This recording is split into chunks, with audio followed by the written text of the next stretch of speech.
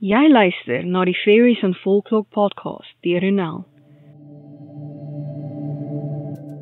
Ek is donker fantasieskrywer Ronel Janse van Vieren. Met meer as 'n dekade van rondsniffel in stowwerige volkskinderboeke, om wesens van verbeelding wat my nuuskierigheid aangewakker het na te vors, is ek hier om die volkskunde in 'n neutedop te deel en hoe ek dit herverbeel het vir my skryfwerk in 'n oorsprong van die vee. Hierdie is die Fairies and Folklore podcast. Hi, ek is jou gasvrou Ronel Janse van Vieren. Noem my sommer net Ronel. In vandag se episode gaan ons voort met ons verkenning van die veeryk.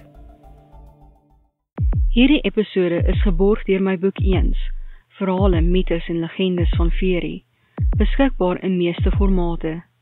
Leer meer oor hoe Veerie se geheime onthul word deur te gaan na ronelthemythmaker.com/my-books. Die hosting van die podcast word betaal deur my boekverkope, maar jy kan vir my 'n koffie koop om te betaal vir die tyd wat ek insit om hierdie podcast te skep.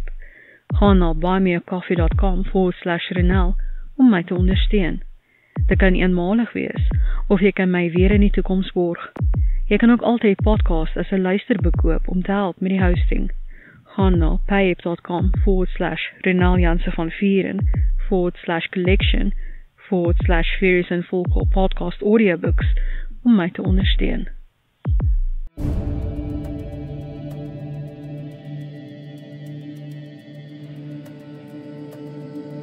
Ons gaan voort met ons verkenning van watervee. Vandag se vee, Jengu, volkskunde in 'n neutedop deur Ronel. Jengu, Miengu, Liengu, Mayengu, afhangende van die streek verander die naam en die meervoud. So kom ons bly maar by Jengu. Hulle is inheems aan Kameroen, 'n Sentraal-Afrika land aan die Golf van Guinea.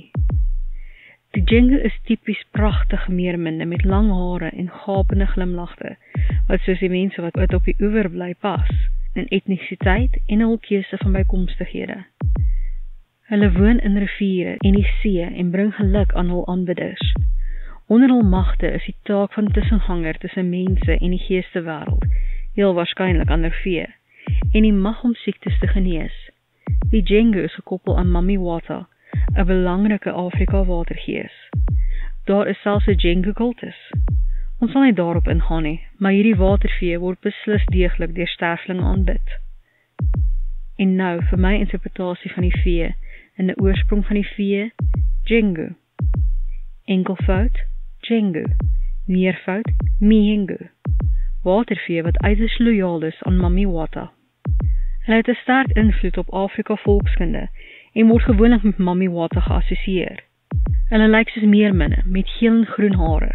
Hul vissterte is meestal silwer, maar die kleure weerspieël wat gevind word in die water waarin hulle swem.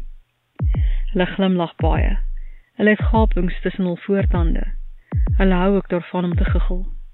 Meestal praat hulle in hul eie taal wat baie klikgeluide behels, soos die geraas wat deur krapklou of insekte gemaak word. Hulle het mag oor water. Hulle kan dit laat beweeg op enige manier wat hulle wil. Hulle sal hulself verbind met enigiemand wat die natuur beskerm, en veral diegene wat teen die Ubayifu optree. Ek hoop dat jy hierdie episode van die Fairies and Folklore podcast geniet het, en dat jy iets nuuts oor die vee geleer het. Onthou dat jy 'n transkripsie van hierdie episode in die beskrywing kan kry. As jy nuut is by die podcast, hoekom nie na my webtuiste ronelthemythmaker.com gaan en 'n gratis kopie van Ongesiens, die tweede boek in die veeverhaalreeks kry nie. Toe 'n volkskunde, toorkrag en gevaar wag. Pas op!